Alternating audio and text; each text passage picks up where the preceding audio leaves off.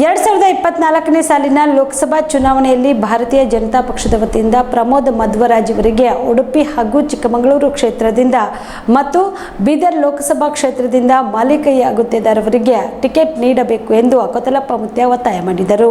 ಕಲಬುರಗಿಯ ಪತ್ರಿಕಾ ಭವನದಲ್ಲಿ ನಡೆದ ಸುದ್ದಿಗೋಷ್ಠಿಯನ್ನು ಉದ್ದೇಶಿಸಿ ಮಾತನಾಡಿದ ಅವರು, ನಿಷ್ಠಾವಂತ ಸಮಾಜ ಸೇವಕರಾದ ಪ್ರಮೋದ್ ಮಧ್ವರಾಜ್ ಅವರಿಗೆ ಚಿಕ್ಕಮಗಳೂರು ಹಾಗೂ ಉಡುಪಿ ಲೋಕಸಭಾ ಚುನಾವಣೆಗೆ ಭಾರತೀಯ ಜನತಾ ಪಕ್ಷದಿಂದ ಸ್ಪರ್ಧಿಸಲು ಕೋಲಿ, ಕಬ್ಬಲಿಗ, ಮೊಗವೀರ, ಬೆಸ್ತ ಮತ್ತು ಹಿಂದುಳಿದ ಸರ್ವ ಜನಾಂಗದ ಒತ್ತಾಯವಿದೆ. ಆದ ಕಾರಣಕ್ಕಾಗಿ ಪ್ರಮೋದ್ ಮಧ್ವರಾಜ್ ಅವರಿಗೆ ಭಾರತೀಯ ಜನತಾ ಪಕ್ಷದಿಂದ ಟಿಕೆಟ್ ನೀಡಬೇಕು.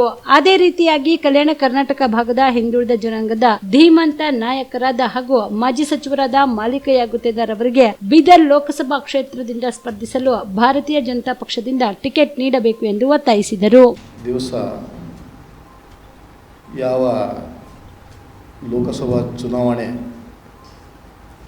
ಈಗಾಗಲೇ ಬರ್ತಾ ಇದೆ. ನಮ್ಮ ಉದ್ದೇಶ ಏನಪ್ಪ ಅಂದರೆ, ಭಾರತೀಯ ಜನತಾ ಪಕ್ಷ ಹಿಂದುಳಿದ ಸಮಾಜದ ನಾಯಕರಿಗೆ ನ್ಯಾಯ ಕೊಡುವ ರೀತಿಯಲ್ಲಿ ಸಮಾಜಕ್ಕೆ ನೋಡಬೇಕು, ಸಮಾಜಕ್ಕೆ ಎತ್ತಿಡಿಬೇಕು ಅನ್ನೋ ಉದ್ದೇಶಕ್ಕೋಸ್ಕರ ಉಡುಪಿ ಕ್ಷೇತ್ರದ ಹಾಗೂ ಚಿಕ್ಕಮಗಳೂರು ವ್ಯಾಪ್ತಿಯಲ್ಲಿ ಬರುವಂಥ ಈ ಒಂದು ಲೋಕಸಭಾ ಕ್ಷೇತ್ರದ ಸುಮಾರು ವರ್ಷಗಳ ಕಾಲ ಮಧ್ವರಾಜ್ ರವರ ಒಂದು ಟಿಕೆಟ್ಗೋಸ್ಕರ, ಯಾಕಂದರೆ ಈ ಒಂದು ಹಿಂದುಳಿದ ಕೋಲಿ, ಕಬ್ಬಲಿಗ, ಅಂಬಿಗ, ಬೆಸ್ತ ಸಮಾಜದವರಿಗೆ ಟಿಕೆಟ್ ಕೊಡಬೇಕು ಅನ್ನೋ ಒಂದು ಉದ್ದೇಶಕ್ಕೋಸ್ಕರ ನಾವು ಈ ಪತ್ರಿಕಾಗೋಷ್ಠಿ ಮಾಡ್ತಿದ್ದೇವೆ. ಅದರ ಜೊತೆಗೆ ಇಲ್ಲಿ ಮಾಲಿಕಯ್ಯ ಗುತ್ತೇದಾರ್ ಅವರಿಗೂ ಕೂಡ ಬೀದರ್ ಕ್ಷೇತ್ರದಿಂದ ಅವರಿಗೂ ಕೂಡ ಟಿಕೆಟ್ ಕೊಡಬೇಕನ್ನೋ ಉದ್ದೇಶಕ್ಕೋಸ್ಕರ ನಾವಿಲ್ಲಿ ಕೇಳ್ಕೊಳ್ತಿದ್ದೇವೆ. ಭಾರತೀಯ ಜನತಾ ಪಕ್ಷ ಈ ಸಮಾಜಕ್ಕೆ ನ್ಯಾಯ ಕೊಡ್ತಕ್ಕಂಥ ಮಾತನ್ನು ಈ ಸಂದರ್ಭದಲ್ಲಿ ನಾನು ಕೇಳಿಕೊಳ್ತಿದ್ದೇನೆ. ಯಾಕಂದರೆ ಹಿಂದುಳಿದ ಜನಕ್ಕೆ ಈ ಎಲ್ಲ ತಾವು ಸವಲತ್ತುಗಳನ್ನು ಮತ್ತು ಓಟುಗಳನ್ನು ತಗೊಂಡು ಕೈ ಬಿಡುವಂಥ ಕೆಲಸ ಆಗಬಾರ್ದು.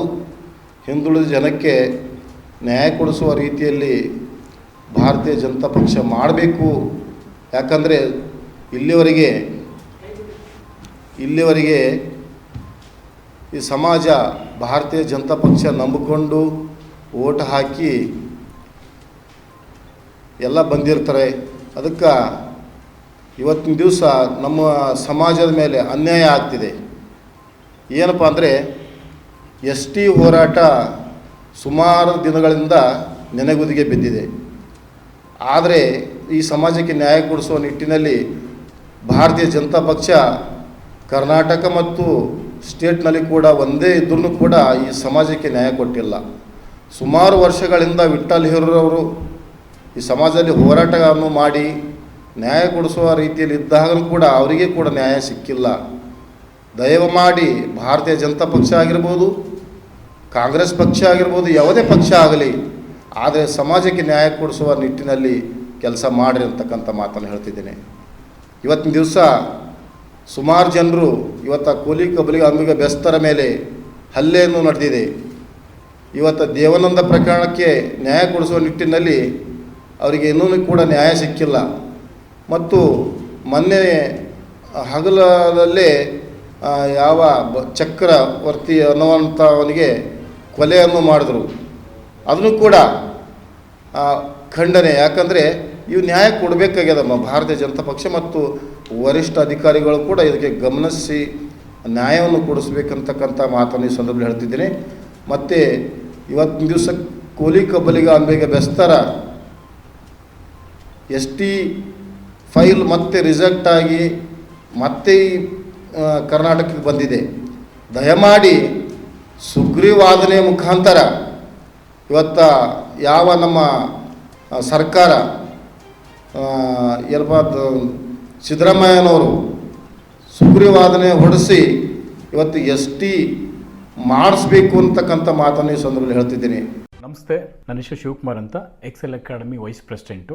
ನಮ್ಮ ಕಂಪ್ನಿ ಎಕ್ಸೆಲ್ ಅಕಾಡೆಮಿಕ್ಸು 15 ವರ್ಷದಿಂದ ರನ್ ಮಾಡ್ತಾ ಇದ್ವಿ. ನೀಟ್ ಮತ್ತು CET ಕೋಚಿಂಗ್ ಕೊಡ್ತಾ ಇದ್ವಿ. ನಮ್ಮಲ್ಲಿ ಈಗ ಕ್ರಾಶ್ ಕೋರ್ಸ್ ಅಂತ ನಾವು ಕೊಡ್ತಾ ಇದ್ವಿ. ಈ ಕ್ರಾಶ್ ಕೋರ್ಸ್ ಒಂದು ಅಲ್ಪಾವಧಿ ಕೋರ್ಸ್.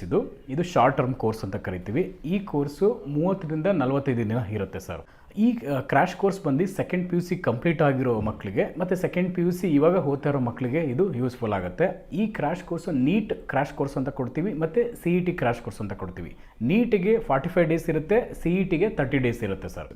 ನಮ್ಮ ಎಕ್ಸೆಲ್ ಅಕಾಡೆಮಿಕ್ಸು 15 ಇಯರ್ಸಿಂದ ನಾವು ರನ್ ಮಾಡ್ತಾ ಇದ್ವಿ. 15 ಇಯರ್ಸಲ್ಲಿ ನಂಬರ್ 1 ಫ್ಯಾಕಲ್ಟೀಸಿಂದ ನಾವು ಟೀಚ್ ಮಾಡ್ತಾ ಬರ್ತಾ ಇದ್ದೀವಿ. ಅದರಿಂದ ಸಾವಿರಾರು ಮೆಡಿಕಲ್ ಸೀಟ್ ಸಿಕ್ಕಿದೆ, ಸಾವಿರಾರು ಇಂಜಿನಿಯರಿಂಗ್ ಸೀಟ್ ಸಿಕ್ಕಿದೆ.